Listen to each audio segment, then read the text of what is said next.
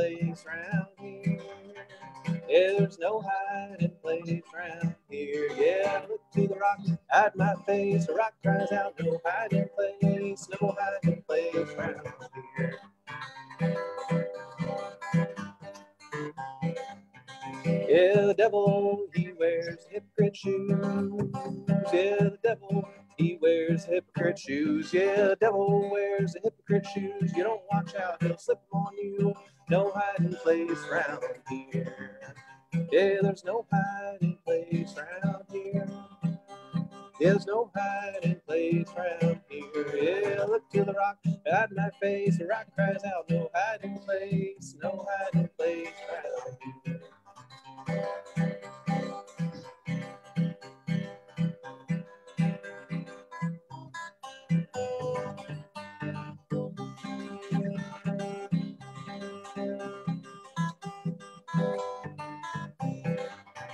Gonna pitch my tent in the old campground.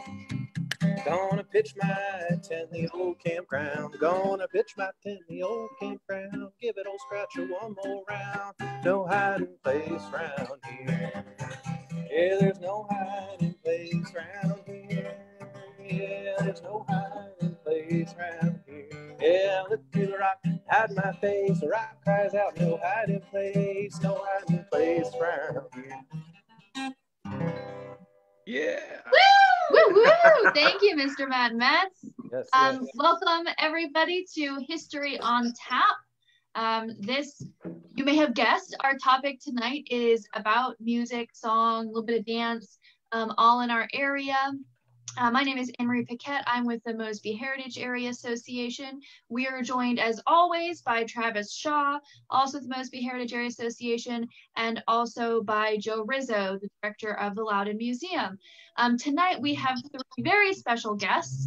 Of course, we want to tap in some experts for our discussion about music and song and dance. And so we have three of our area's most favorite local musicians. We have Mr. Matt Metz, with wearing headphones there, who brought us in on a song he'll tell us about in just a second. We also have Bess Putnam, who's here, a vocalist by trade, but she also plays more than her fair share of instruments, I think. And also Mr. Jamie Potter of the Crooked Angels is with us here tonight. So we're going to go through many different stories about music and song, and we're also going to tell you about the local beer that we're drinking, per usual. So Matt, why don't you tell us about the song that you just played for us here, and then what you're going to tell us a little about tonight as a quick preview. So that tune is the Carter Family tune. That is an old song. A lot of biblical references in there. Carter family are the first family of country music. They're from Bristol, Virginia. They provided the kind of the template for how country music was going to develop. And I mean, also at the same time, kind of provided the template for how kind of pop music and recorded music was going to develop. So they were not only songwriters, but song collectors. They kind of knew everything about they were like the beginning of the tradition.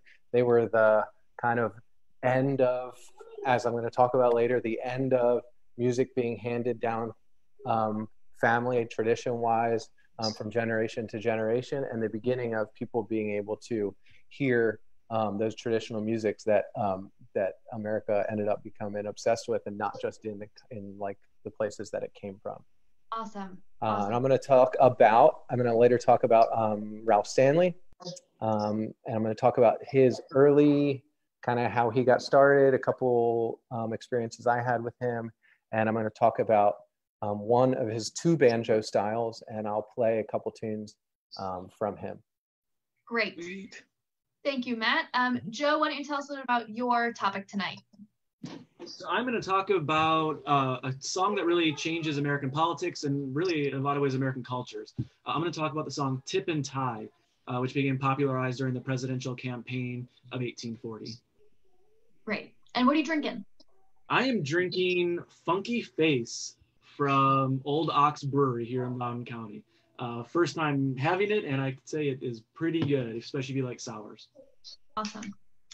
I'll be talking tonight about Billy Pierce, who was a choreographer, a big part of the Harlem Renaissance, and it just so happened that he was born in Purcellville, Virginia, and had a big impact on national culture, both in dance and with some song as well.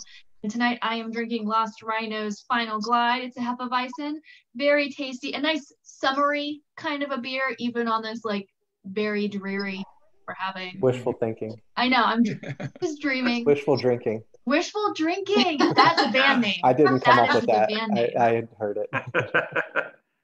And then Travis, what are you talking about tonight? So I'm going to be talking about kind of the country music scene in Washington, D.C. and in Northern Virginia in the 1950s. You know, we always think of Nashville or maybe Austin, you know, as the epicenter of country. But for a while there, D.C. and the surrounding areas were very, very important to the national story of country music. So I'm going to be talking about that.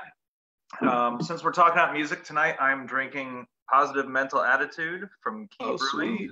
Bad Brains. You know, the logo and the name are obviously an homage to Bad Brains, the legendary DC hardcore band, one of my favorites. So, awesome. And the beer is not bad either. So, yes. And Bess, tell us a little bit about what you're going to be chiming in with today.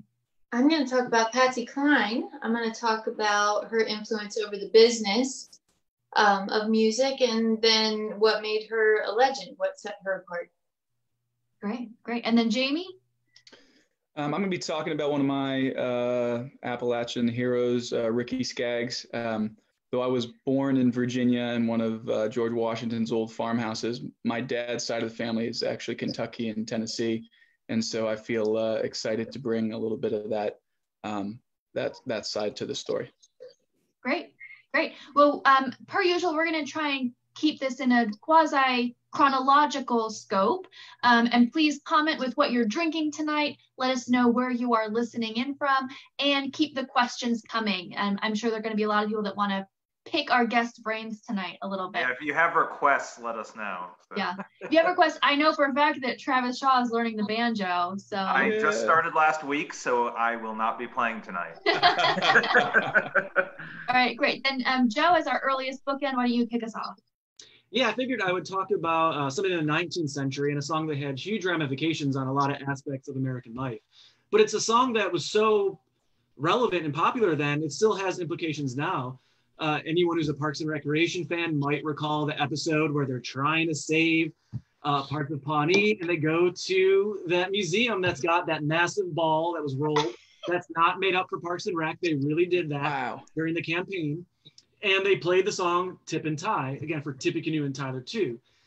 They Might Be Giants also did a cover of the song. So, I mean, it's still very much known today, which I think speaks to how important that song was. But the song is about William Henry Harrison, who is a Virginian, who was the presidential nominee of the Whig Party in 1840, and his vice president, John Tyler, also of Virginia.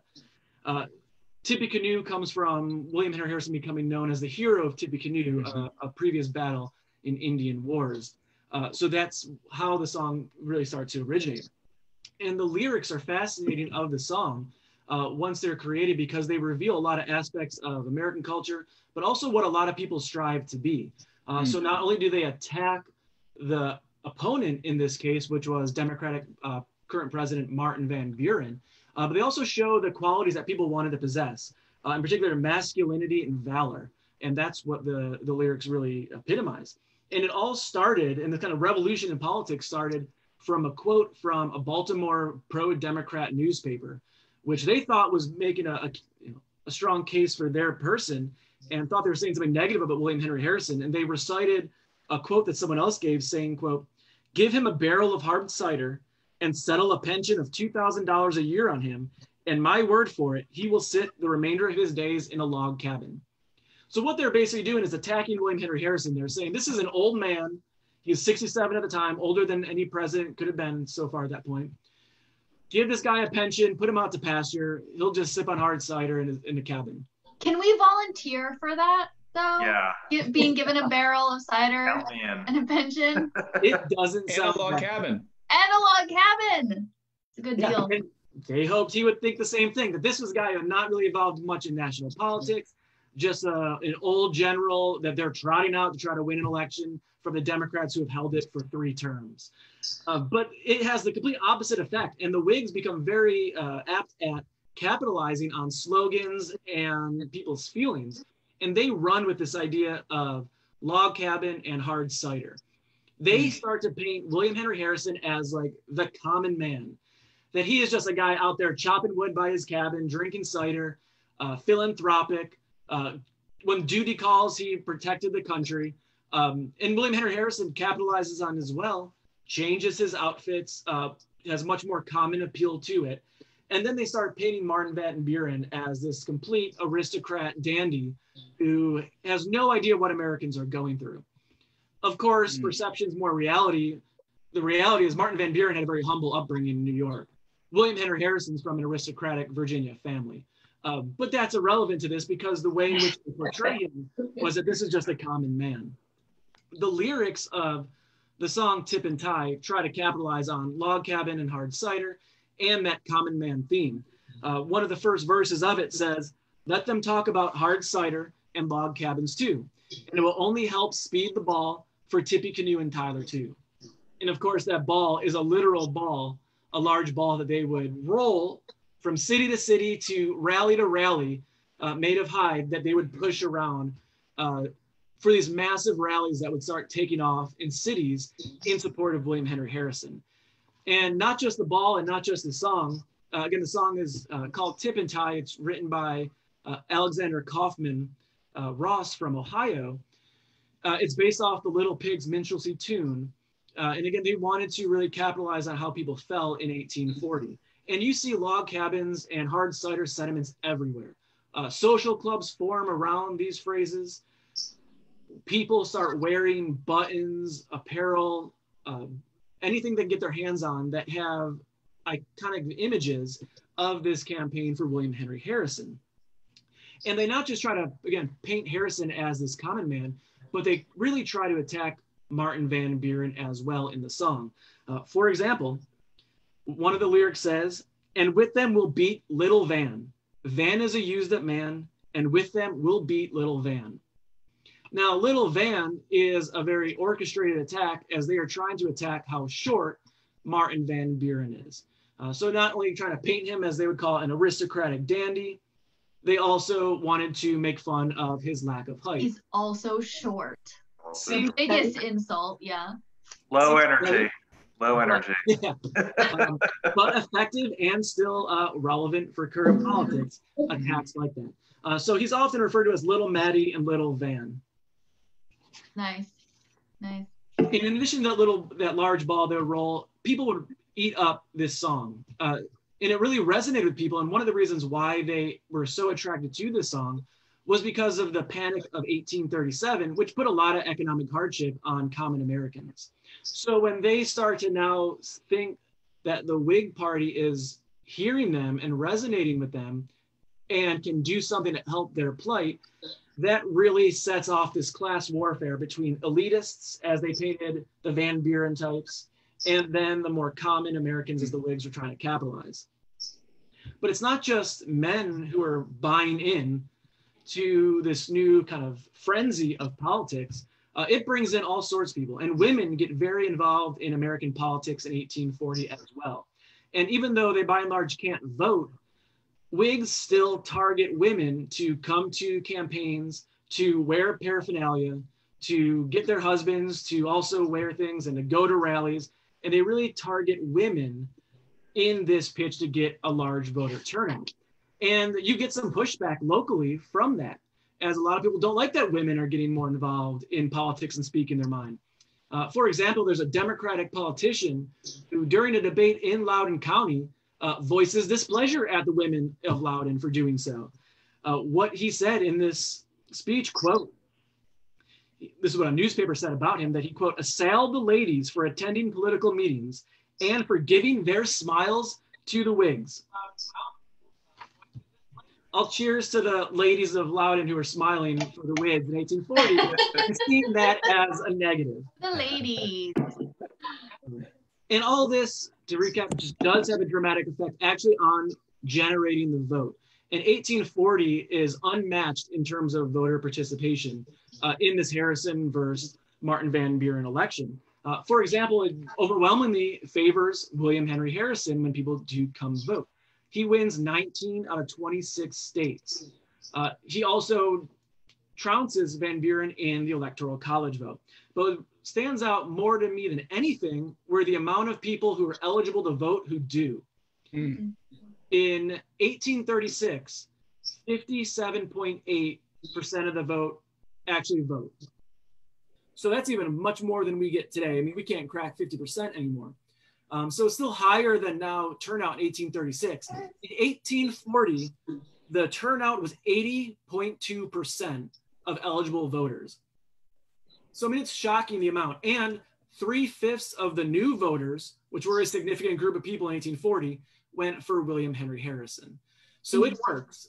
Making this about a culture and surrounding around a song and playing that song in city to city and rally to rally really generated optimism that this was a man who understood the common American and the plight that they were feeling in 1840. And that emergence of song, politics, and public rallies and just excitement led to really the biggest election in terms of voter turnout that the country's ever seen.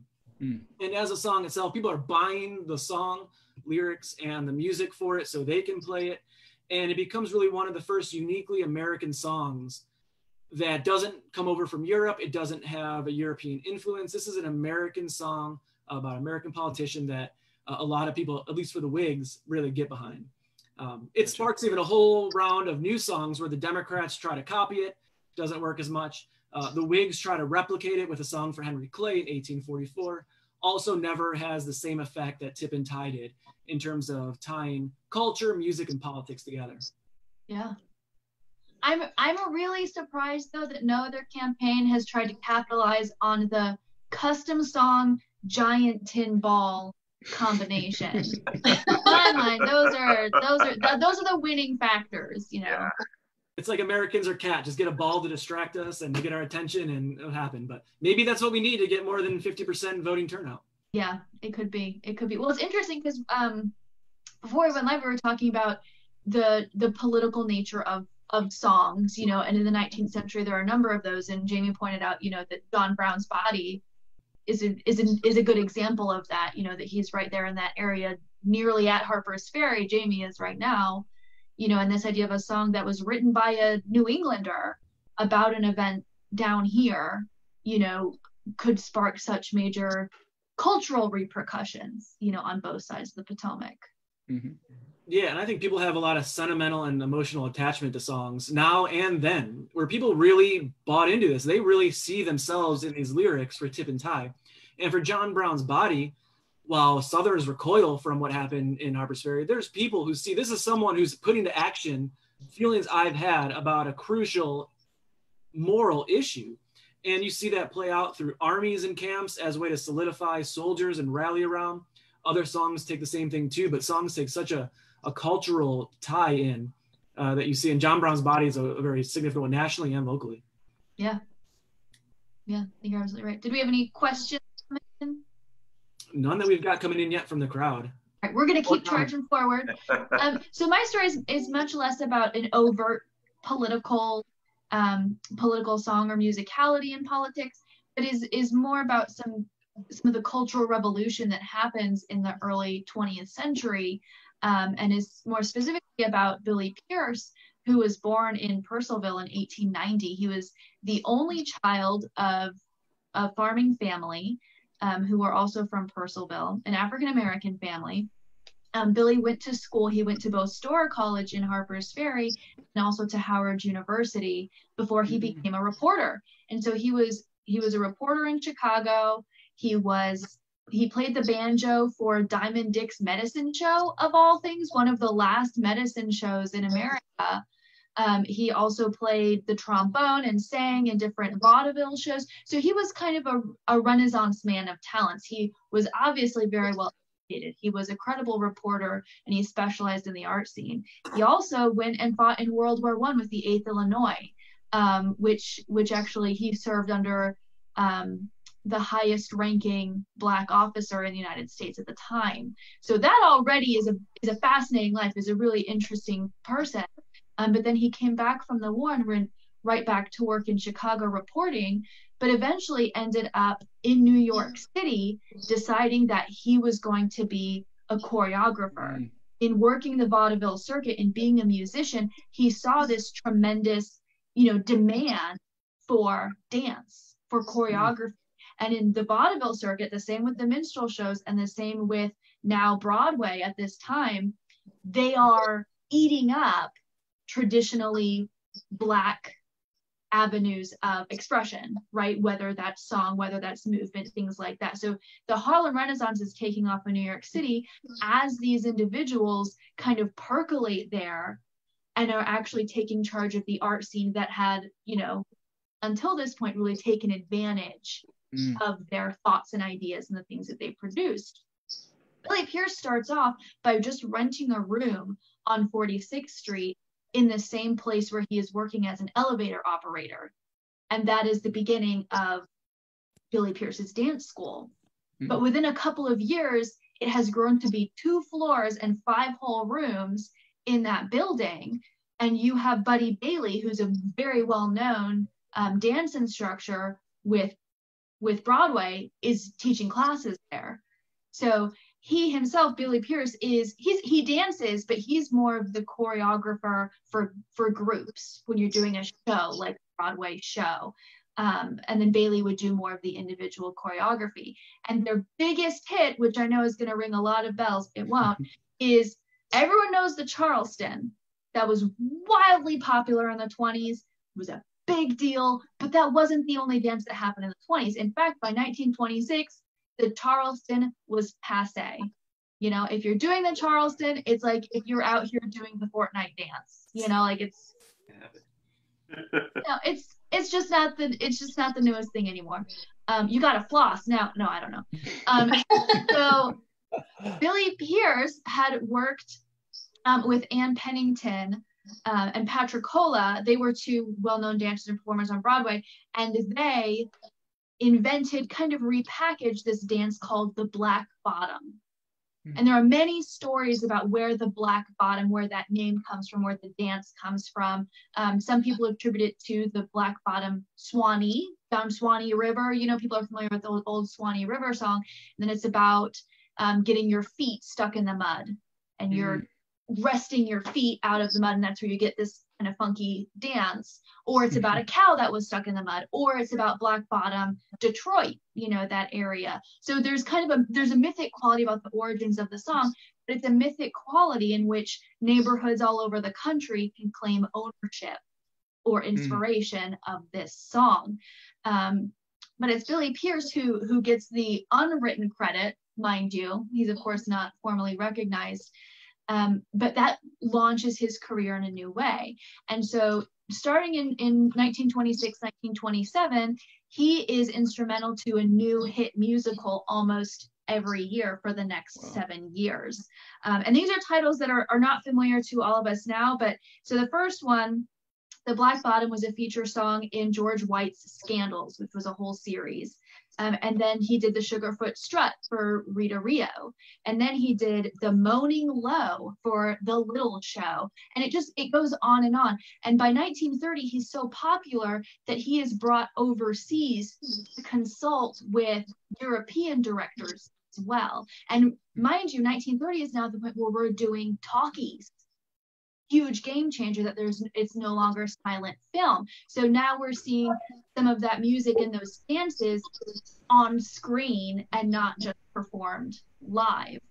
And so he consults with Max Reinhardt, and you see at this time a couple of short clips that are released, one in France that is like, oh, this is the true Black Bottom, this is the dance, this is how you do it, everybody. And it's this really formal couple in suits, like shuffling around in a very obviously, amended version of the dance. And then even better, after France does it, of course, England does it too, right? And so France has already done it. And the English version is even worse in terms of syncopated action, in terms of really. Yeah, of course it is. Of course it's worse. Of course it is. Of course it's worse. Because one thing that Billy Pierce really advocated for, and one thing that you've seen a lot of dancing at the time, is what he called full body dancing, which is where if your lower half is moving, and you guys know in the 20s, it's like your ankles are going the opposite way of your knees and all this other stuff,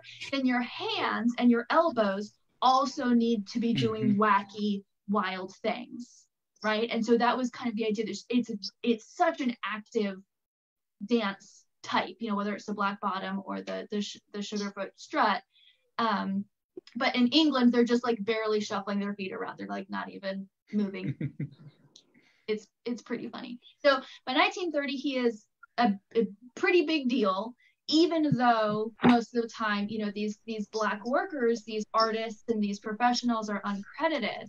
And he comes back to New York and he's working, but then he suffers a very sudden, it's not a brain aneurysm, it was probably something that had been a problem before, but he dies very suddenly in 1933. He's only 43 years old. So it's really amazing to think of what could have been, if he had lived a full life, just knowing the impact that he'd already had on the Harlem Renaissance and on the culture of dance here in the United States. It's also interesting that he also had an impact on, here at home in Purcellville as well. After Billy Pierce's father passed away, the Loudoun County Emancipation Association nominated Billy to take his place on their board. So he was also very active in our local communities, really raising the profile of the African-American education system, the African-American culture that was happening here. In Purcellville, they had their own Fulton Horse Show for decades, and they had Emancipation Day celebrations they went on for, I think, 100 years here. So it's really interesting to see someone who had an international profile and was still interested in what's going on, back home in the little town. So I encourage you guys to do a little YouTube search for the Black Bottom, because it's amazing. There are a few different kinds that you'll see, like the French and the English one. You'll of course see the Broadway version, which is the one that Billy Pierce helped choreograph. But then you'll see another couple of clips that claim to oh, this is the original. Don't listen to that Billy Pierce and their Broadway stuff. And so there are different examples, all 1920s, and it's amazing too because most of them are silent. So it's just someone dancing in silence, and it looks silly, but it's really fun to watch and to know the connections between all of those. And I've also had the Black Bottom song stuck in my head for days now, so everyone else has to at this point. Maybe that's the theme of tonight, is getting songs stuck in your head that you can't get out that then drive you nuts. Yes. Have you been listening to Tip and Tie? Oh, I've got it tuned up on Spotify in case someone requested it that I could play them Might Play Giants. Right, well, we're gonna forge along here with our timeline, and I think that's Mr. Matt Metz. Cool. Yeah, I'm going to talk some about kind of the beginnings of. Well, I'm just going to start with talking about Ralph Stanley. I used to play in a band called the Fox Hunt. We toured the country a number of times, and we played a lot of bluegrass festivals around. And one of the times, two times actually, we got to play with Ralph Stanley. And I don't mean we got to go out there and play with him. Unfortunately, we just got to open up for him and got to meet him. And I don't know that he remembers me, but it was very significant for me to get to meet him.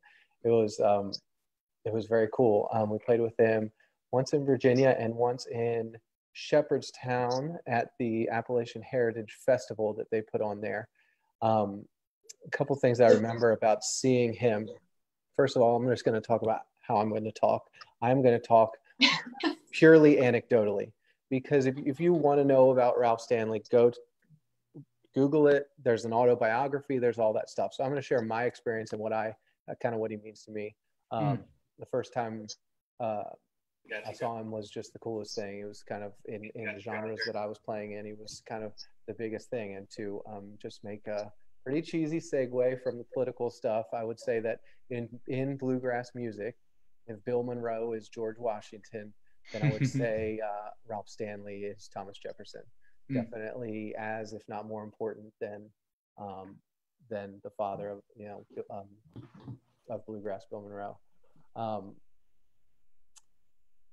One of the times I saw him, he sang Amazing Grace, and he has a kind of a different way to sing it, a melody that's a little bit different. He sang it all by himself, a cappella. And I think that all of the people in the room actually floated off the floor just a little bit. He's so stirring and so haunting. His voice by the end of his life was unlike anybody. No one could replicate the way he sings. In pop culture, people know Ralph Stanley from the movie "Oh Brother, Where Art Thou?" Where Art Thou? He sang "Oh Death" during one of the scenes, and that voice, the way he sings and the way he plays with the melody is really, I mean, even the best bluegrass singers cannot do that. He comes from a time when you sang and you learned to sing without a microphone. There's no such thing as working a mic or learning how to use a microphone or anything. He sang in like the Baptist tradition, which is sing as loud as you can all the time. And you sing, it is pretty much like yelling. I mean, he sings very, very loud.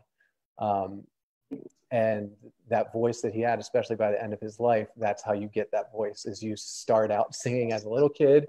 You're a good singer to start with, and you are always just absolutely belting out your pipes. So that's kind of, his voice is, to me, it's unparalleled. It's so cool. I will not even try to do it or demonstrate it, but I absolutely love it. One of the times we played with him, his bus broke down. And a friend of ours named John Lilly, somebody called and said, hey, the bus broke down, and unfortunately the bass player is also the bus driver. So the bass player had to stay with the bus, and they said, can anybody play bass? And who knows the most Ralph Stanley songs? And so John Lilly stepped up and was like, I can do it. And he played the whole set all the way through. So he got to be in the Clinch Mountain Boys for one show, which was very cool for all of us to see. Matt, can I interrupt for 1 second? Yeah. So when Anne-Marie and Travis were talking to me about tonight and who to bring together, how to make this awesome, and I'm like, well, I got a buddy who plays the banjo. I'm pretty sure I could get him to talk about Ralph Stanley. And so I reach out to Matt, and Matt's like, well, I am by no means any expert on Ralph Stanley, but I met him and I played some shows where he's like, yeah, done. That's done. Yeah. So yeah, it was very cool. I mean, it's like meeting him he's so cool because he's like he was a time capsule. He was like from an era where everything was different. The way he learned to play music, he was the last generation of mountain people and country people that learned to play in the old school traditional way, which is, you don't learn from sheet music. You're not learning songs off the radio. You don't get on the online guitar archive like we all did growing up learning how to play guitar and stuff. You learn from your family. You learn from people in your community. And a lot of the people, Earl Scruggs is one, Bill Monroe, all of them have the stories of the handful of people that they learned from. I'm going to go ahead and play a tune of his. He says that this is the first tune that he learned. He says he learned it from his mom, who apparently also played banjo. I'm just going to go ahead and play it, and I'll talk a little bit about the style.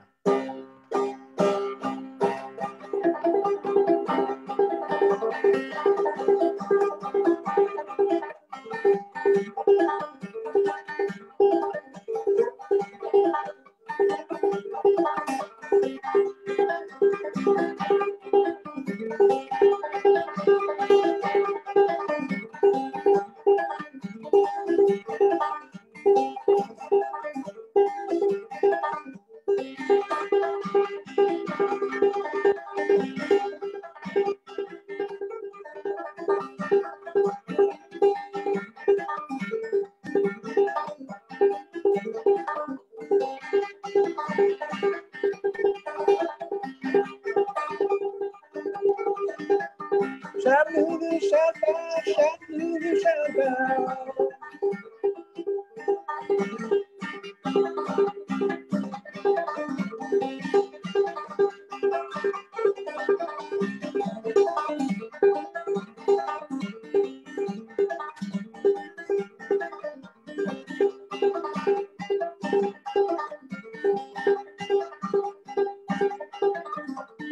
Shout little Lulu, shout bow, shout little Lulu, shout bow.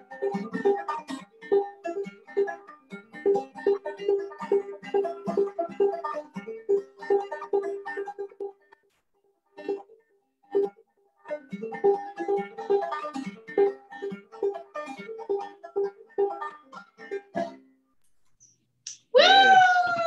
So that's one of the first songs he learned to play? Because that's not fair. He says on an album of his, it's called Bound to Ride. I think it starts with that tune, and he says, I'm gonna play the first tune I learned to play. I learned from a mountain. It's called Shout Little Lulu. So that song is called Shout Little Lulu. There's other versions of it called Shout Lulu, Shoutin' Lulu.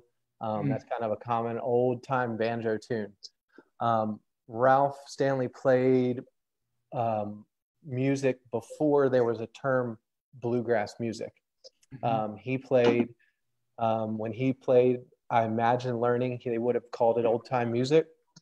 They would have called it music. There was not 3,000 genres for people like that. And he probably knew of other genres of music, but like I said, most of what they played would have been handed down music that most of the music they heard would have been music that was made by people in their family or in their community. Ralph Stanley played two styles of banjo. He played that style, which is called claw hammer. That is where there's a repetitive 2 strokes down and then 1 thumb stroke, and then you can do as much with it as you can. He also had his own finger style that was kind of similar to like a Scruggs style, Earl Scruggs style. He played 3 fingers. Ralph Stanley played 2. I think he sometimes played 3, but he also played in a way that was that classic bluegrass banjo sound. When he started playing with his brother, Carter Stanley, they started out playing Bill Monroe tunes. And that's really where the tune bluegrass came from. That is people playing Bill Monroe and his Bluegrass Boys. They are essentially cover bands of Bill Monroe and the Bluegrass Boys. So the term bluegrass comes from Kentucky because Bill Monroe gave his band the name Bluegrass Boys because he was from Kentucky, and a lot of the members eventually were from Kentucky. They eventually ended up being from all over the United States, but that term didn't come around until it was like, well, hey, what do you play? Oh, we play bluegrass. We play, the Bluegrass Boys. We play like Bill Monroe and the Bluegrass Boys. And eventually that term became the genre of bluegrass. It essentially started with people being Bill Monroe cover bands. That time when they were coming up was an especially popular time for traditional musics and for people innovating with country music and playing around with the old formats of country music. Old time music would have been mostly a pastime, a recreation, a way to provide music for dances and social gatherings. When old time music started morphing into bluegrass music, it started turning into more of a performance-based music rather than a way to facilitate like a party or a dance or something. So instead of playing a tune like that, where you're just playing the tune repetitively, might turn into, you're doing all these tricks and licks, and that's when the bluegrass stuff really became, hey, watch me, here's my turn, here's my turn, here's my turn. And that's really the hallmark of bluegrass music is those, here's my turn to show off. So that's kind of what it morphed into. And he was definitely good at that. He could do that on the banjo for sure. Towards the end of his life, he kind of didn't have the manual dexterity anymore to do that finger style. So he went back to playing all the claw hammer style. And his style was very, very driving, whether he was playing finger style or the frailing. It's called claw hammer, frailing, thumping. There's a lot of different words for it. Both of the ways he played it like he sang, which is all the way hard, 100%, play it hard. He played his banjo. He played his banjo around this part, which if you're a guitar player or a musician, you know that's like the sharpest, brightest sound you can do, and the loudest, and that's kind of where he did his playing. I'm gonna play one more tune, and then I'll kind of pass it on. He had one of his bands was called, or his band was called the Clinch Mountain Boys. Clinch Mountain is about as far in Virginia as you can get from Northern Virginia. It is all the way Southwest Virginia, down near like the Cumberland Gap, the Wilderness Trail. He had a lot of tunes named after the Clinch Mountain. He had a couple tunes. I'm going to play a tune called Clinch Mountain Backstep. He played this tune using his finger style. I don't play in that way. I only play in the claw hammer style, so I'm going to play it that way. This tune is what's called modal, or mountain modal. So it is neither major nor minor, for those of you music geeks out there. That was very common in old time playing. You would have sometimes in pop music or whatever, you have a tune that's in a minor key, and you have another song that's in a major key. Well, in modal, it was like indeterminate. So that's what this style is. This song borrows a lot from old like modal banjo tunes. So while he did make this tune up, there's a lot of licks in there that are straight out of other tunes. And that is very common for the old time genre and the bluegrass genre. There's a lot of licks out there to pull from, and there's really a limitless way to arrange those licks. So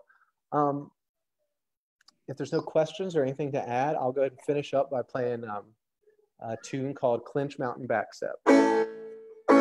This is here we go.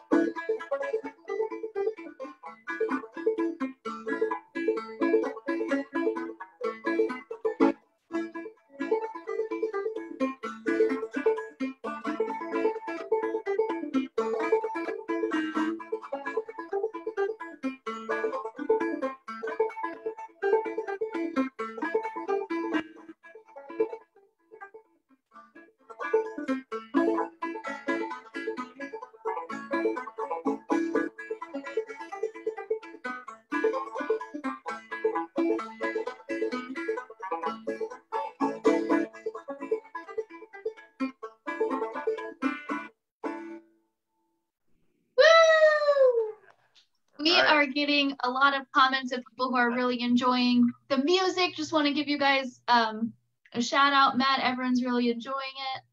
I think it's really interesting because obviously there are a lot of British Isles influence into what we think of as bluegrass, that Appalachian sound, being Scots-Irish and, having those kinds of roots. And I guess this isn't so much of a question, but I think it's so interesting that about the same time that music is being played for communities, in the mountain areas, it's the same time that there are dance halls playing the Black Bottom, and doing what we think of as jazz, in its earlier forms. It's just fascinating. Yeah, and I think of that a little bit with Mountain Music. Mountain Music was definitely a, there's a lot of music that started in the mountains and stayed in the mountains, but at the same time, people that lived way out, they didn't have the internet, they didn't have all of the news delivery services, and they didn't have cultural interaction as much as people in the cities. So a lot of those things that happened in a bygone era, like when in the first, like maybe around the turn of the century, when banjo was a really popular thing in vaudeville, in jazz, and a lot of like banjo's history doesn't start out in the country. It starts out in music clubs and jazz clubs, and eventually it gets out into the country. And well, when it falls out of favor with people in the cities, it is still going in the country, and people are turning it into their own tradition. So it's not, it doesn't have a purely old archaic history like we think it does. They were made in big cities, in factories in Boston, Philadelphia, Baltimore, and then they were played in big music and jazz clubs and stuff like that. One thing I do want to add about the history of banjo playing is that style, clawhammer style, is an African-American style. And so I was curious because I knew that the banjo has a history, of course, with the African community. Exactly. And the first banjos were found on plantations. The first banjos were found in plantations in western or eastern Maryland. And they were made out of gourds, and they played in a style like that with a drone string that stayed the same note on the top. And there's still there's been people that have, ethnomusicologists that go around looking for traces of their own music. They have found people in Africa, I believe in Western Africa, that play a style on an instrument that is very similar to a banjo, that is very similar to that clawhammer style. And on that, before we move on, everybody keeps coming back to this point, so I'm not sure if I'm just pointing out the obvious or not, but as a musician and coming from a long line of musicians, the reason why you were talking, Anne-Marie, about music having legs, and we might have been talking about that before we went live, but how music travels, and the reason it does that is because you're bringing home with you, right? You have the thing that comforts you, the song that your mama used to sing you when you were little and you were scared to make you feel better. Or for me, one of the most poignant memories for me was with my grandmother while she was dying of cancer. I have a huge family, all can sing, all jump in with these marvelous harmonies. And I remember singing How Great Thou Art to her as she's passing away. And still to this day, I mean, it takes me right back to that moment in the most wonderful way, the most unified way. So that's why music travels. That's why banjos come with people. They're bringing something with them from home, and that continues, and that will always continue. Yeah, that's a wonderful point. All right. Oh, and then Jamie, you have something to add here in this timeline too of the early to mid 20th century. Yeah, I was just going to jump on sort of a transition from the people who would inherit Ralph Stanley's legacy. And I think a really cool story, which I fell in love with when I heard it, was how Ricky Skaggs, great a bluegrass legend, how he and his father went to go see Ralph Stanley in the Clinch Mountain Boys, and they got there before the band did because the bus was delayed, which seems to be a tie and Ralph Stanley. Yeah, there's a bus problem thing. Yeah, like a mechanic or something. But Ricky Skaggs and his father always went to shows with their instruments. I guess it's sort of a lot of times a folk tradition. And the manager or the club owner came out and noticed that everyone had showed up for the star and the star wasn't there. And he said, yeah, all right, you two get up there. And so they were already such great musicians that when Ralph Stanley got to his, dressing room and heard the music coming, he thought it was his own band rehearsing. And what I love about music is sort of that mentoring aspect that happens among so many musicians, whether it's the great blues player Robert Johnson taking on a guy named Robert Lockwood as his sort of de facto son, and showing him things, or maybe it's master and journeyman apprentice kind of thing that comes through music, and it continues, and you can see it throughout history. But that sort of catapulted Ricky Skaggs, and sort of right place, right time. And he has a song called My Father's Son, which I really encourage anybody to look up the lyrics, because what attracts me to great songwriting is a universal quality that transcends color or class or all these things. And I think what Bess was sort of talking about bringing songs with you, songs are so portable. We think about books being dispersed, but you still need a typesetter, or you need someone to write something down. If you know a melody, I mean, like language, a melody doesn't know a border. Mm-hmm. And so if you are somebody who can interpret a melody, you can take that wherever you go. And that has many uses, whether it's a resistance as a field holler. The work is so hard, but we're going to find joy through the pain, or whether it's exaltation in the church. I think the portability of songs is what will make them last forever. But I'll play like a verse or two and a chorus from My Father's Son. But I just want to read the lyrics for the chorus, which I think are so universal, which is, well, a rich man writes the book of laws, a poor man must defend, but the highest laws are written on the hearts of honest men. If that cup is passed to me to do what must be done, when they lay me down, remind them I was just my father's son. And I really love the sort of ambivalence, maybe not ambivalence, but the multidimensional aspect of the end. Yes. Because who can carry the load of a previous generation and walk in those shoes? And I love sort of just this, I'm going to do what must be done, but when you lay me down, remind me this is the family I'm coming from. So anyway, so I encourage people to look up the lyrics. My history is no secret. It's written in the stones. In the hill beside this river rests my mother's gentle bones. Daddy there beside her, among her next of kin, and their legacy passed down to me, sons of mountain men. Raised to be a miner by miners' callous hands, passed my youth between these mountains where I grew to understand that family was the word of God and faith was its demand, and life and death the same came from the cold beneath this land. Well, a rich man writes the book of laws, a poor man must defend, but the highest laws are written on the hearts of honest men.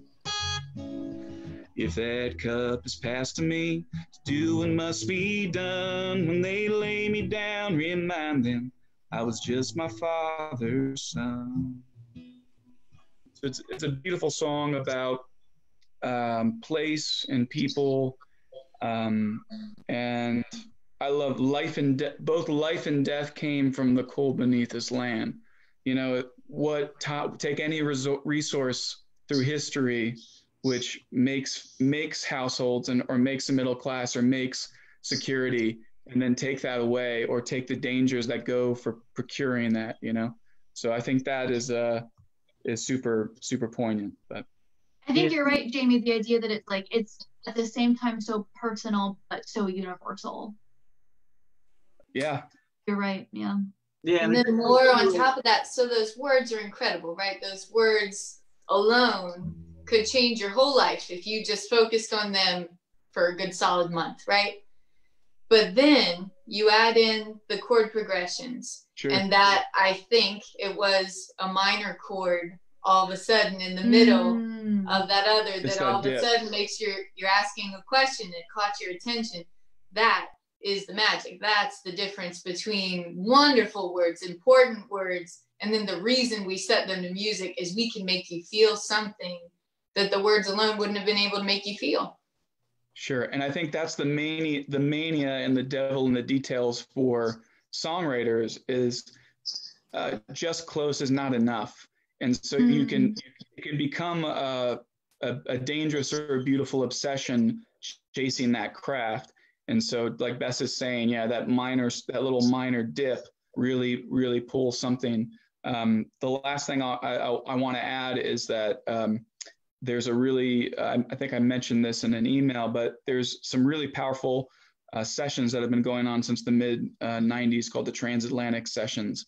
And what this basically constitutes are country, folk, Americana players from the quote unquote New World, because we are a young country, going back across the pond to the Isles and to really cross-pollinate with we were talking about the Scottish and the English strain that's so evident in this Appalachian experience.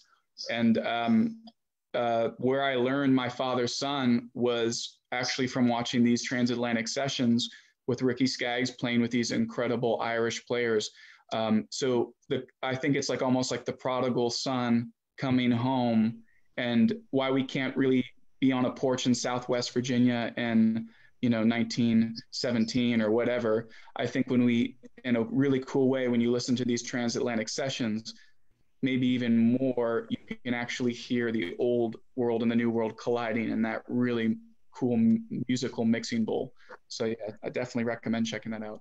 Yeah, I found that like people from Ireland love to look back at like local bluegrass music and American music, especially American traditional music. It's like, oh, that's like our young nephew or something. Yeah. They just really love it.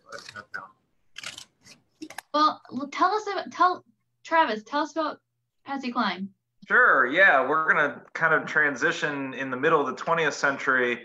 A lot of the music we've been talking about is kind of intensely regional up to that point.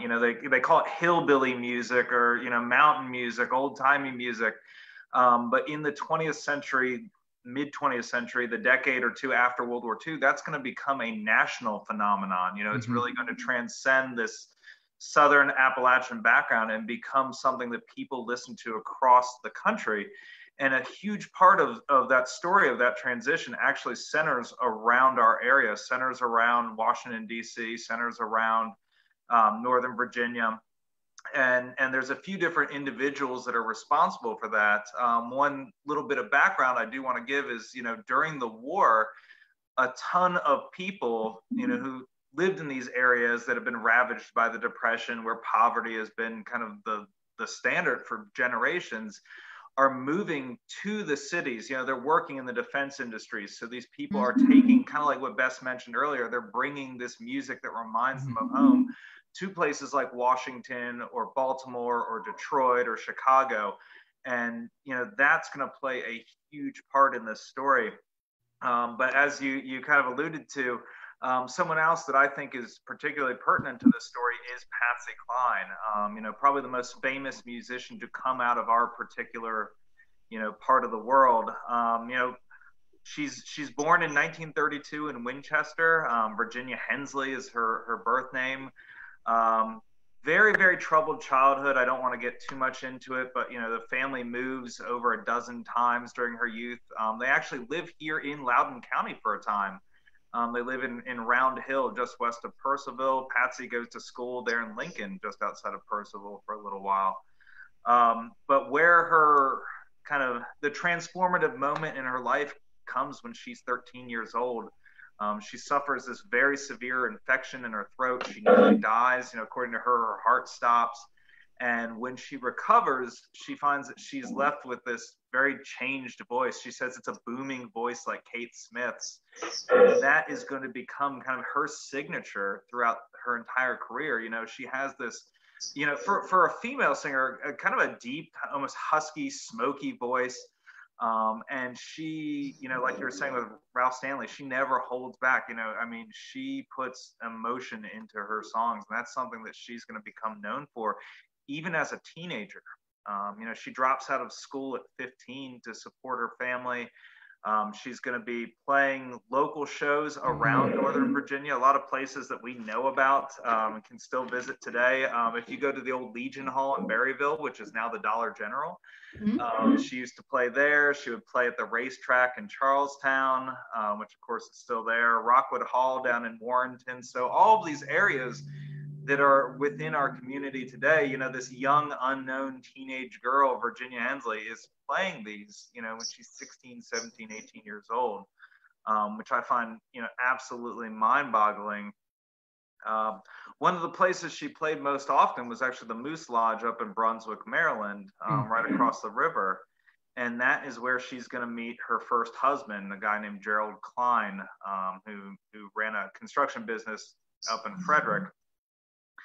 And so, you know, like, this is where Virginia Hensley kind of transforms. In 1953, she gets married, so she takes the last name Klein. At the same time, one of her bandmates suggests she, you know, pick a better stage name.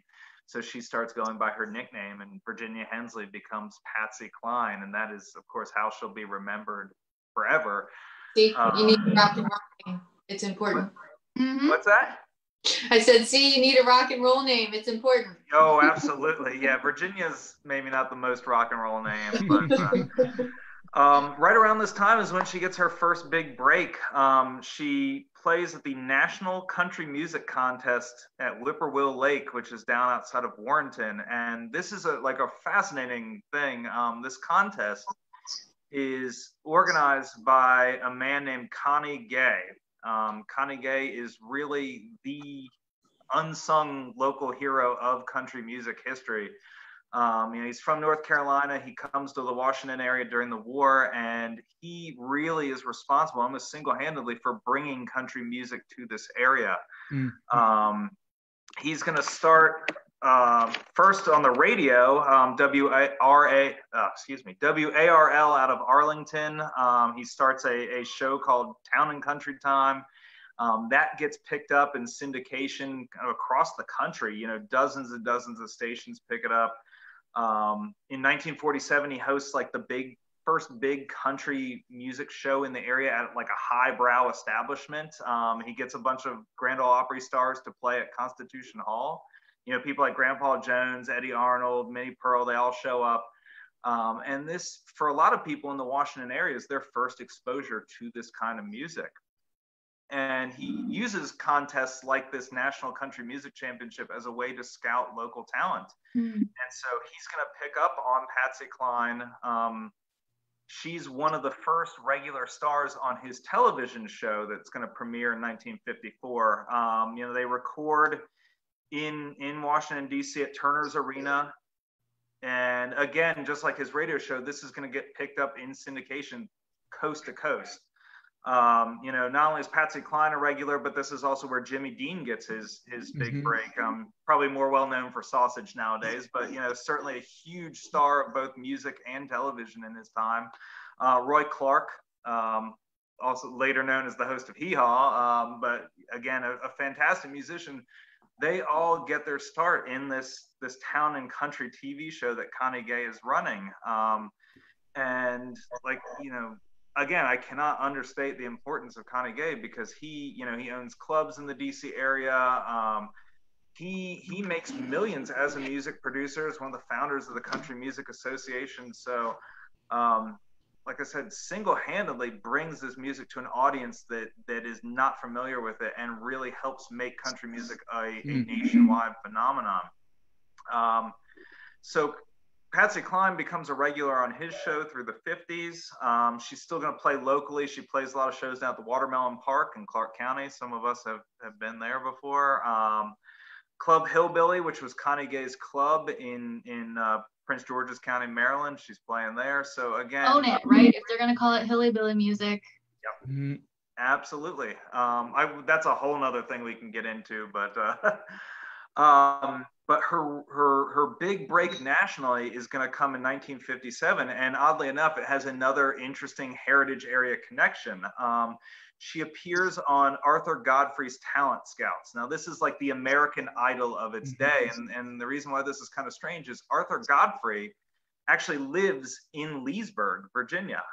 He would fly back and forth from Leesburg to New York to film this show, which was one of the hugest shows, kind of the biggest variety show on television at the time. And this young singer from Winchester, Virginia gets up, and she is going to sing what would become one of her signature songs, Walking After Midnight. You know, not a song that she was particularly excited to sing, apparently. But she gets up.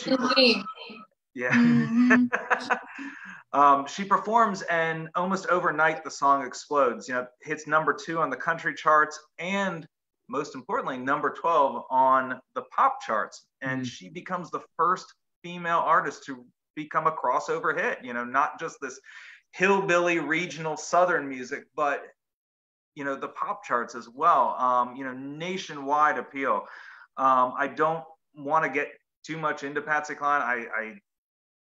I can't tell you how much I love Patsy Cline. You know, Bess story about hearing your mother sing songs. My mother used to sing Patsy Cline to me as a child, so you know, kind of very personal for me. But you know, by the early 60s, Patsy Cline is the biggest female superstar in country. Really the first female superstar. I mean, there have been others, you know, Patsy Montana, Kitty Wells, but she really succeeds as a crossover artist with wide, massive appeal.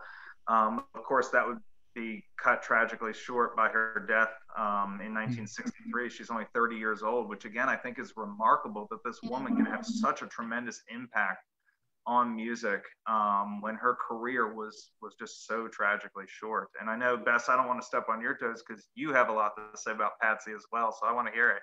No, you're not stepping on any toes. I just was going to pause you there because one of the songs I'd chosen to do tonight was Walking After Midnight, because I thought that was her big break, right? That's what so many musicians are waiting for, is that one that's going to make the difference. I go out walking after midnight, out in the moonlight, just like we used to do. I'm always walking after midnight, searching for you. I walk from my house along the highway. Well, that's just my way of saying I love you. I'm always walking after midnight, searching for you. I stopped to see a weeping willow crying on his pillow. Maybe he's crying for me. And as the sky turns gloomy, night winds whisper to me, I'm lonesome as I can be. I go walking after midnight, out in the moonlight, just like we used to do. I'm always walking after midnight, searching for you. I go out walking after midnight, searching for you. I will drink to that. Yes. Oh, I love it. Isn't that wonderful? Yeah. I had no idea. You don't. It's fascinating when you hear, you know, she dies at 30. Yep. Right. You know, for so many people like that, you don't even think about it. When you think Patsy Cline, you think of like a lifetime worth of achievements. And then when you hear that, you're reminded about, you know, cut so short and in such a short period of time having such a dramatic impact. And really, like, the height of her career is really like 1961 to 63. It's only a few years that she's really at the top of her game. You know, she worked for a decade basically to get there. And then, you know, and it's also like kind of going back to what I was talking about, this transitional period. She really also, I think, marks a transition in kind of country music as a whole. You know, you look at early Patsy Cline, it's very influenced by this kind of like cowboy Western, you know, she was dressing up in the boots and the hat and everything. But then, you know, when she gets to Nashville, it's her sound kind of transitions into a more sophisticated kind of what going back to would think of as like the Nashville sound, this kind of like softer, the backing vocals and this poppier crossover stuff. But, just her voice alone, I think, is what allows her to transcend any of that. She has this unforgettable voice, and the way she sings, like, really, I don't know, it pierces you, I love Patsy Cline. I have a quote from one of her producers that it's just too perfect that there was no reason for me to try to say anything else. Patsy was capable of growling and purring and then vaulting octaves with ease. Patsy could give you a window into her soul. You feel like you're hearing exactly how Patsy feels, like she's coming over for coffee and spilling out her heart over your kitchen table. Yeah, that's great. That's beautiful. Yeah, that's my mic still on. Sorry. Travis, we've mentioned Nashville several times and country, obviously, throughout.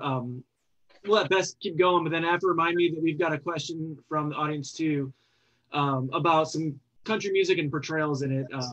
So remind me to go back to that after Bess is done. Okay, yeah, sure. So I'll do my best. I'm not a music historian, but I'll do my best. I just love music, so. I just wanted to talk for a little bit. I was hoping to sing more than talk because I am certainly not the sharpest knife in this box. But first, and less importantly to me, I wanted to talk about her influences over the business. She found success in both the country charts and pop charts, an accomplishment that artists are still trying to achieve this day. If you can make that crossover, and what you were talking about, Travis, particularly, most country songs at her time had 3 chords. Most country songs still today have 3 chords. That's why I can play the country songs. But she, the music that was chosen for her more often than not had these wonderful, complicated Bing Crosby chords that are just impossible, right? You're like, what is that? That's when I have to call people like Jamie Potter and be like, explain to me what all of those little marks mean after all of that. And so that's the sophisticated sound that you're talking about. It's complicated. And what I love about singing Patsy Cline, just on a personal note, the way that producer described it, of vaulting over octaves, she is playing with you. She is literally toying with you and just showing off. It is so fun to sing her songs because, just like you said, she'll start out all growly and then all of a sudden you're somewhere else. You're up in some other octave, just blowing her people away. So anyways, back to her business and her influences over the business. She's considered the first badass of country music, woman badass of country music, because she would take I don't know how many words I'm allowed to say here in this. she would not take any stink from anybody. She actually petitioned the Grand Ole Opry for admittance. She was the first person to do this. Before that had to be invited, and she was like, no, I am going to be a part of it. I'm going to invite myself. Right. You're going to invite me. Yeah, obviously you just don't know yet, and that's fine. Nobody can blame you. She was the first female to receive top billing, which is kind of incredible. Obviously, she was advocating for herself. Who on earth was walking in for her and saying, no, we're going to change everything about the way you have been doing it? Obviously, this was her. And on that same note, at the time, with the article I was reading was saying, at this time, club owners frequently like to shirk their responsibility of payment. And I'm like, at that time, I was like, that's happened to me at least 4 or 5 times. Yeah. You're getting paid in exposure, okay? Yeah, I think it's a gift. And I'm like, I'm happy to give you the gift of music. But we had an agreement here. She had, her quotes were, no dough, no show. Either you pay me ahead of time or I don't sing. That's incredible, right? That takes some stank that I don't know that I have. Yeah. In 1973, she was the first female solo artist inducted in the Country Music Hall of Fame. She's had a movie made about her, a Broadway show made about her. Obviously, she influenced the business, but what I wanted to talk about more is that is not what makes you a legend, right? What makes you a legend is that I can play Patsy Cline for my children and they can feel what she's feeling. Just like you were saying, Travis, that is what legends are made of, is this ability to connect. The reason why music can travel is that the collective human experience is the same, right? We've all had our hearts broken, and we can relate to that. You know, as I said earlier, most of these songs were chosen for her. All of her big hits were songs that she didn't want to sing. Yeah. And so one of the bass players gave an interview about working with her once, and he said, I think she was able to put so much feeling into her songs because she was mad at her record label for making her sing. And, you know, whatever works is fine, but I want to believe something else. And, you know, she's not here to vouch for herself. So this is what I'm going with, is that we, all of us musicians, have had to play songs we didn't want to play, right? That doesn't mean that we can't sit in that pot for a minute. That doesn't mean that we can't do the best by that song just for the sake of the song, right? You still mean it. Right. And that's what I hear when I'm listening to her, is that she so naturally and effortlessly understood how to make people feel what these words were and to draw them in. And that's the stuff of legends, right? I'm so sorry. 1 second. I want to make sure I'm not going to leave anything out. So I said, so they become legends because they connect with their listeners on a level beyond time or culture. So like I was saying about our children being able to listen, and forever. These songs will mean something forever. She knew how to break your heart, and people love it. And people, a lot of the masses, they'll say that they don't want sad songs. They don't want to wallow. This is not true. people want to be moved, right? And sometimes we want to move to laugh, and sometimes we want to move to cry, and sometimes we want to feel united. Like you were talking about, Joseph, I love your story about the presidential campaign, and all that means to me is that people want to be united. And honestly, they'll jump behind anything if they can sing a song while they're marching along, right? Yeah, I think you make a great point, and I think you all made great points about lyrics. And you know, the most memorable songs that we all have personally, you know, well, the music's great, we love music, it's really the lyrics that make it resonate beyond just enjoying the song. And from, you know, memories that it brings up, you know, ways it helps you get through certain events. One thing that transcends time periods and genres of music is that it's the lyrics that really take a song to the next level. Yeah. So you can see behind me, I like to read old books. And I was, long story short, a friend of mine passed away a little less than a year ago, and he had a wonderful, incredible collection of a lifetime books. And his daughter was helping me to go through them, and she's like, why would you want any of these old stories? And I told her, I said, I like the old stories for the same reason I like the old songs, is that I need to know that somebody's already done this, that somebody's already lost what I've lost, somebody's already grieved what I am grieving, and that they moved on, right? There's no new stories. And so when all this started, Anne-Marie, you had sent the email asking to talk about something about the longevity of music, and when you have something authentic, how that's unstoppable, right? The reason it's unstoppable is that there's nothing new, and people want to feel that, and they want to feel that they're not the only one, and they're not the first one, and they're not going to be the last one.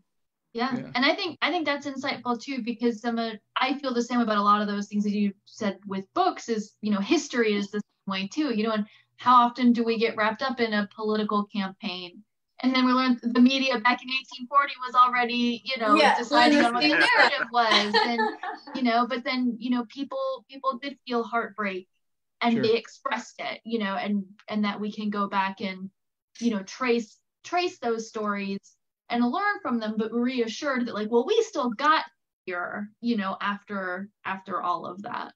Exactly. So I guess I'll leave this part up to you. I've got Strange by Patsy Cline, which again, I mean, both of them are so relevant to any time period. We got Strange, or I've got She's Got You. Oh, She's Got You, please. Okay. Please. Great. While you're getting started, Bess, I'll just say, like, I've met a number of people. I would say it's hard to find a Northern Virginian of a certain age that doesn't have their own little Patsy Cline story. A person I used to live next to, he's like, oh yeah, there used to be a dance hall up on the West Virginia state line, and she would come out there, and it was always a big deal. And everybody has like, I saw her at Rainbow Road. She used to come out there. Everybody has their own, like I would say, people in their 70s and 80s, they all have their own, especially people from Winchester, they all have their own Patsy Cline story that they can relate, which is very cool to be like in that area and hear her playing all these places. Like, I drove by that place, and now it's a lawn and garden center or something. Patsy used to play there, That is. All right.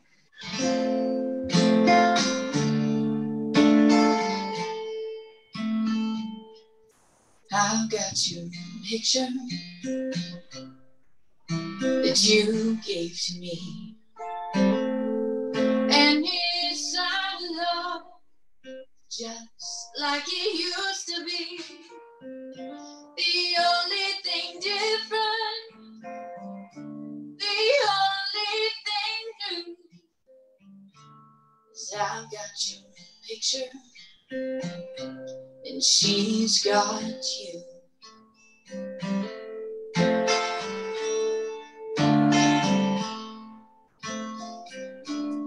I've got records that we used to share, and they still sound the same, just like when you were here. The only thing different, the only thing new, is I've got the records and she's got you. Well, I've got your memory, or has it got me? I really don't know, but I know you won't let me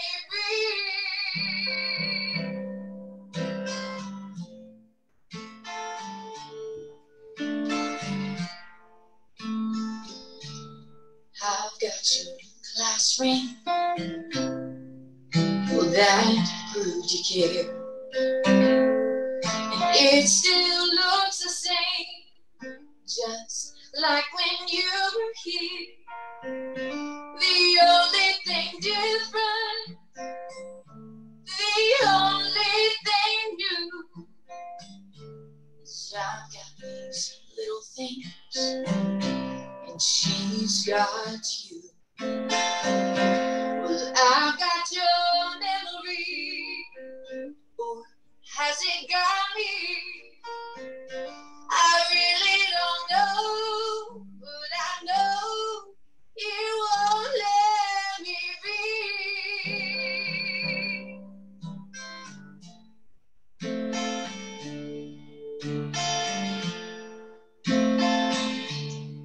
I've got your picture that you gave to me, and it's still signed with love, just like it used to be. The only thing different, the only thing new, is I've got your picture and she's got you. The only thing different, the only thing new, is I've got these little things and she's got you. Bravo. That was good. Nice One of my favorite little stories for Patsy Cline, as long as we're still on the subject for a quick moment. Recent trip to the museum. One thing that a lot of people don't know was that her mother was a master seamstress. And yes, when I say that, she could take a drawing, which Patsy, all those, what you see from the cowboy era, sure, when she had a little bit of money, she went on spree and got a couple, really high-end things, but all the original outfits that she wears even to the Jimmy Dean show in DC and all that stuff up to New York, her mom sewed every part of it. And so you will see which to me is one of the most great stories, mothers and daughters, when you go to the museum, and it changes. But one of the recent installations are Patsy's drawings indicating how she wants the hemline, how she wants this. So we talked about, not only was she an absolute badass, first kind of crossover country music badass, but she understood very astutely for somebody of such a young age that even talent is one part of the cocktail, so to speak. Like she had a voice that is still leagues beyond, is so legendary, but she knew, and I think that's the old school of entertainment and music. And I think about how boring my stage show is with our band, just playing the songs. I beg to differ. I think you have colored lights that flash because I borrowed them. That's all we. That was the novelty aspect. We're like, we got to do something. There's no dog dancing or whatever. Like, we could probably get that, but you really think about this older generation of, not just like maybe Fred Astaire and different side of the tracks there, but there was so much more of a composite thing of what it meant to be an entertainer. And so for me, somebody who is sort of an introvert, extrovert, and loves music and the confessional side of songwriting, all this stuff, it really blows me away when I see somebody who does all of that. The last time I was at Robert's Western World in Nashville, which is such a great spot, everything fried and only bottled beer. There's this band that comes in, the Tennessee Tone Boys, and this guy walks in with the biggest pompadour hairdo I've ever seen, wearing a cheetah skin jacket and shoes. And this is like 1950s revelation, and I'm blown away. And I'm like, there's this guy's like, looks too cool. There's no way he plays guitar as well as he could.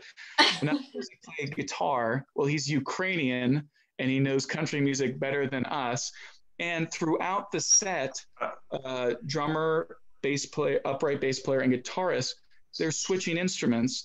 The bass player is crawling up on the neck of his bass guitar. And just to kind of draw things really close, we talk about the monetization of this stuff. These guys were playing for tips.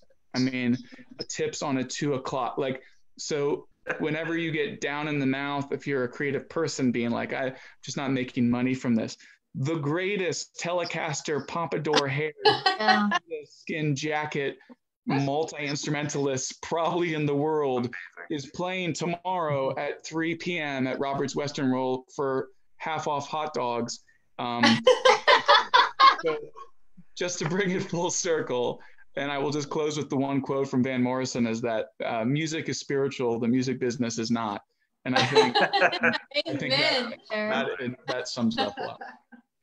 Yeah, we actually had a question, it sounds like, Joe, about the music industry. Yeah. Maybe we can talk off air, because like at the Nashville Country Music Museum, I have a ton of questions that I was going to get your opinions on. But someone asked, actually it was Allison Herring, asked about the Ken Burns documentary on country music, if you three had any particular thoughts on how that portrayed everything. Who's leading off? I'll leave it to the musicians. I will say that I have only seen the first episode, and for me and where my interests lie, it was really great. Really being a fan of the traditional music and the changeover from traditional music into, especially traditional mountain music and old time music. I thought they kind of nailed it. I thought it was really nice, that first episode. I haven't watched all the, don't tell me what happens to Dolly and Wagner yet, because I don't know yet. So, but the first episode I thought was really great. I'll say I really enjoyed it up until like the last few episodes, because like once you get to like the 70s and stuff, my interest kind of wanes, you know. Once you get past like George Jones, I'm not so much interested. So, but I really enjoyed it. I love the connections that he was able to draw, you know, with, you know, African American music, with the, you know, the banjos and stuff, with the Hispanic influence in the music that's coming out of Texas, you know, and really showing that, you know, we like to think of country music as a very like white entertainment, but that the background really speaks to the American experience. You know, you've got German immigrants who are bringing like the polka beats that end up in a lot of country music. You've got, you know, people from all over, these Irish and English and Scottish ballad traditions that play into it. So yeah, I mean, you think about a bluegrass band is 5 instruments: an upright bass, a guitar, mandolin, fiddle, and a banjo. Banjo is an African instrument. Mandolin and violin are Italian instruments. The guitar is a Spanish instrument. Upright bass, I guess, would kind of go into you know, in the violin family. So it's really, I mean, it's really so multicultural and then I guess like so American in that way. So yeah, I think I thought it was fascinating. There's no way to make a documentary that covers every single thing. You can't get there's somewhere in there, there's all the time you're a bluegrass musician like, oh, I can't believe they left out this guy. You can't make it. Can't be forever. So I thought it was pretty good. My big confession about that series is that when there's something I know I'm going to care a lot about, I'm going to give it like a very special day. And my special day to watch this year, I was proposing, was a big snowstorm. I wanted to be snowed in with Ken Burns. Snowed in with Ken Burns. And I wanted to watch the whole thing, you know, like doing Godfather and skipping 3. But I really wanted, and what happened? We didn't get a snowstorm, so I am still. Well, there is something outside that's keeping you in your house, so it's good news. Unfortunately, this is your opportunity. In quarantine, I'm actually working. I work for an essential business at the Whole Ox as a butcher's assistant and all around utility man right now. So I'm actually. This is catching up on creative things right now. I usually would be asleep in about 20 minutes because I work from 9 to 6 with like a 15-minute break. So I'm actually working more in quarantine time. So I wish there was an idea of I'm writing great songs and seeing documentaries, but right now I'm slicing your bacon. So we appreciate the bacon. Yeah, shout out to essential. Absolutely essential. Do you have any more questions or comments? No, a lot of comments. A lot of people, I think, paying pretty intently to the music and enjoying that as well. Yeah, I think we just educated everyone. Yeah, where can people hear more of your music, guys? Let us know. Well, when this virus is gone, I got all kinds of ideas. But right now, I am here at 22035 Pothouse Road, Middleburg. If they drive up the driveway, I'll come outside. And drive up, demand a song. Demand Bess. She might take half-price hot dogs as payment, given our discussion here. Absolutely. Well, we're meat farmers, so we're good. You're good on that. Roll a large ball up, and then she'll bring a tin ball with you. Hard cider, you know. Do a dance. Well, if people who are doing the live stream thing this Sunday. Our good friends at Dirt Farm Brewery, where we would play in regular non-quarantine times, like usually the 3rd Friday of every month, to raise money for Bluemont Food Bank this Sunday. We're going to be doing a live stream through our Crooked Angels Facebook page. If anyone wants to look that up, all proceeds are going to go to a good cause, and hopefully, weather permitting, it's going to be that glorious backdrop of our beautiful Piedmont landscape, and Dirt Farm is actually going to be donating a fair amount of their beer sales that day to also help the cause. So that's a gig on the horizon. So that's Sunday at 5 o'clock. Awesome. It'll be on Facebook on our Crooked Angels page, or friends with either my wife, Amy Potter, or me, Jamie Potter. It'll be on ours, I'm sure. So. Oh yeah, and I have I had a couple shows coming up in May, and they were all canceled, so I have no shows coming up. I play with Bess, I play with random people, and kind of just sit by the phone and wait for people to call me, and I end up backing a lot of people. I would play mandolin and stuff too, as a kind of accompany people. You can check me out. I am happy, Matt, that you started putting up some stuff on Instagram. It just makes my day to hear you picking. So I met Matt. He used to give lessons to my Guinevere, my oldest daughter, on mandolin. And I don't know why I didn't expect him to be as good as he was. But he'd kind of mindlessly be warming up while Guinevere was getting settled. And I'm hearing this incredible music coming from, the front porch or the dining room or wherever they were. And I'm like trying to not interrupt, but I'm like right on the other side of the door, just like listening, just as happy as could be. So anyways, for a long time, he didn't have an online presence, but now he's on Instagram. You can hear him pick away at some stuff. I actually started doing that because you had asked me, so do you have anything online? And I'm like, no. Do you have a Facebook? No. So I did end up. The last Mohegan. Yeah. And I had Instagram from a long time ago, and I stopped actually using it because I was just like, this is a waste of my time. And so because of Bess, I was like, well, maybe I'll start putting up videos again. So I do put up a lot of videos of me playing tunes on my Instagram, which is, I think, Matthew Metz 29 is my Instagram. Matthew Metz 29. Go look him up. Yeah. Great. I'm glad to know you do lessons, because I've been trying to learn clawhammer for like 2 weeks now. I've never played before in my life, and so I might be contacting you. He taught me for a bit, and now I'm sad to say I've forgotten all of it. Another success story. Yeah. Guinevere is my really In regards to Instagram, I'd also say follow them, but follow Loudoun Museum, follow Mosby Heritage Area, follow Historians on Tap.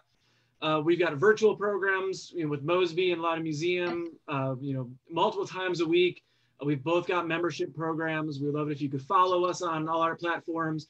Let us know. I mean, this whole program, I think, Anne-Marie, came about because of an audience comment, right?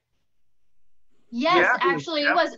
Shout out if my auntie Monique is still watching in Putnam, Connecticut, because we did a program about 1861 Hit Wonders, and she was very disappointed that there wasn't more music during the program, and of course Bess had already become part of our lives in the Mosby Heritage Area, and of course it was a natural fit. But so just for the record, we do take crowd requests if there's a topic that you guys want to hear. Next week is going to be a fun one. Let me make sure that I don't get the wrong program here. So next week is actually going to be 1862. Too Hot to Handle is the theme for next week. So telling some lesser known stories about 1862 will be joined by Kevin Pollack from the Prince William Historic Resources Division. You can also join us Mosby Heritage Area tomorrow at 5 on Facebook for our Live at 5 program with Jonathan Noyalis from Shenandoah U. And is there anything from Loudoun Museum to keep? Yeah, after Live at 5, tune in with the Loudoun Museum or the George Tyler Moore Center. We're going to be talking about Henry Clay, 19th century, and mint juleps at 7 o'clock. Nice. So that you've got a whole weekend lined up for you guys then. Join us on Facebook, look up our performers, go follow Matt on Instagram, We do have one more pretty big question. I am on Instagram too. So, and I wanted to say, I because I don't have a rock and roll name, I am only ever billed as Blue Mountain Songbird. So that's how you find me on Facebook or on Instagram. I will say we have one more question / request from the crowd. It's in demand. So one of you three better step up. Who can give us an encore and play us out? Anyone got a song they want to end this with? I think Bess is pretty much the lullaby anyone wants to hear tonight. So Bess, can you play us out? Do you have a song you want to go for our encore? Sure. So this was the other one. Yeah. The other one from Patsy Cline that I was going to do.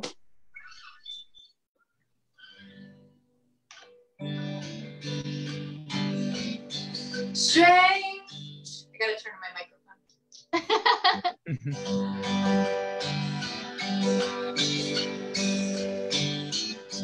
Strange how you start loving me, how you start needing me when she came along. Oh, how strange. Strange, you changed like night and day, just up and walked away when she came along. Oh, how strange.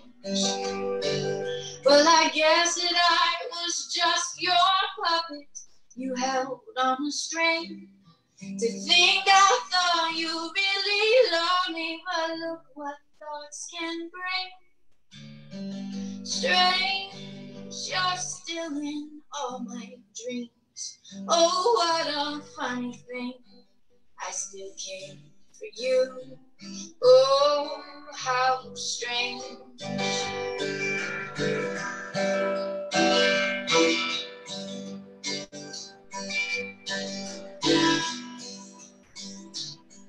Well, I guess that I was just your puppet you held on a string.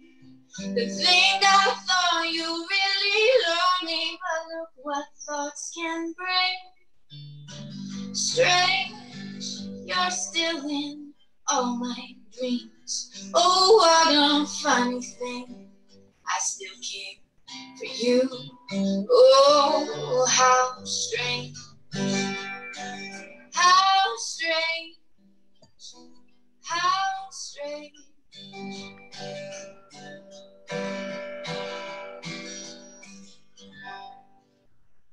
Bravo! Bravo! A final cheers. Thank you to all of our Cheers. guests tonight. Thank you all for tuning in. Have a wonderful night. All right. Thanks, guys. Thanks for Thanks, guys.